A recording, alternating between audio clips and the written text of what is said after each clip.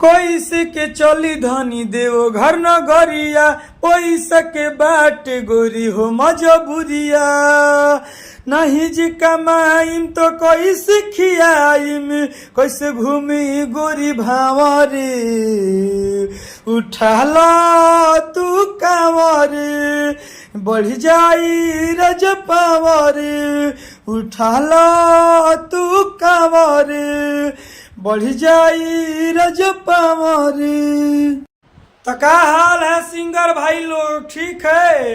ये जो गाना लिखे हैं ना, बोल बम गाना लिखे हैं, हम लिखे हैं शिल्पी राज के टेरे के ए पिया जाता लंदन आवा कदी चंदन।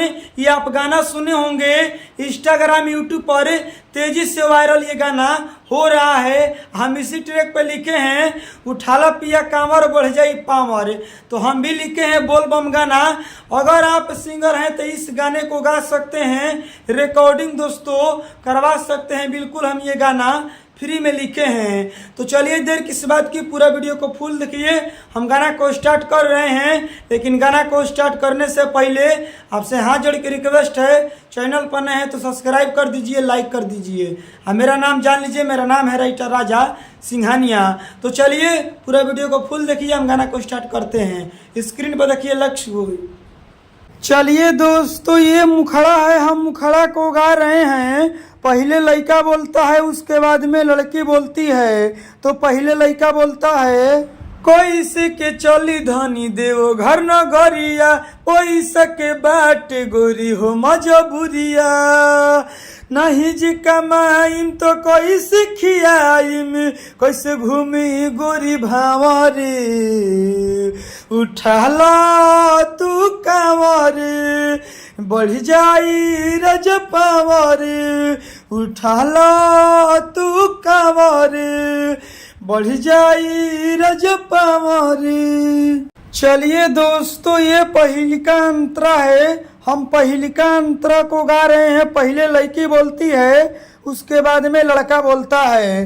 तो पहले लड़की बोलती है नीली ना गेरुआ टी शर्ट बने जाई कांवरिया देवो घर लेके चला ये हो सांवरिया देव घर जाए में ढेर लगी रुपैया कहाँ से करी धनी पैसा के उपैया जाए के बकम पे हम के लगावे सुन लगोरी तू टावरे उठावा तू कांवरे बढ़ जाई रज पावरे उठावा तू कांवरे बढ़ जाई रज पावरे। चलिए दोस्तों, ये दूसरा का अंतरा है, हम दूसरा का अंतरा को गा रहे हैं। पहले लड़की बोलती है, उसके बाद में लड़का बोलता है। तो पहले लड़की बोलती है देव के देव बाबा हई महादानी जानिला सब करू हो कहानी बाबा के महिमा जानेल सिंहनिया एही से नु लेके अइले गंगा जल पनिया हमन अनिल से कही के हमहू सुन किना वाले निकावरे।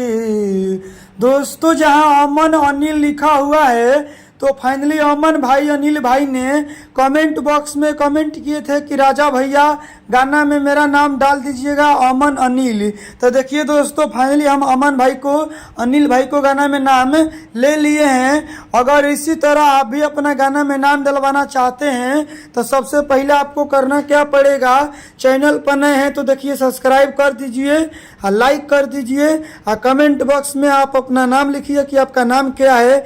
अगली वीडियो बनाएंगे तो उस गाने में आपका नाम ले लेंगे, जैसे अमन अनिल का लिए हैं। आगे का लाइन अमन अनिल से यही से हम हूँ सुन किना वाले निकावरे उठावा तू कांवरे बढ़ जाई रज पावरे उठाला तू कांवरे बढ़ जाई रज पावरे उठा लीजिए। चलिए दोस्तों, गाना समाप्त हो गया है। अब मेरा बतिया को ध्यान से सुन लीजिए। अगर आप सिंगर हैं और चाहते हैं कि नहीं हम इस गाने को नहीं गाएंगे जो आप डाले हैं यूट्यूब पर, हम अपने लिए लिखवा कर पर्सनल गाना गाएंगे। तो अगर आप सिंगर हैं, पर्सनल गाना लिखवाना चाहते हैं हमसे, तो देखिए स्क्रीन पर मोबाइल नंबर है, कॉल करके हमसे बात करिए, हम आपको पर्सनल गाना लिख कर दे देंगे, इनसे बढ़िया, इनसे बेस्ट। तो देखिए स्क्रीन पर मोबाइल नंबर है, कॉल करके हमसे बात करिए, फ़ोन करिए, गाना लिखवाइए पर्सनल। बाय।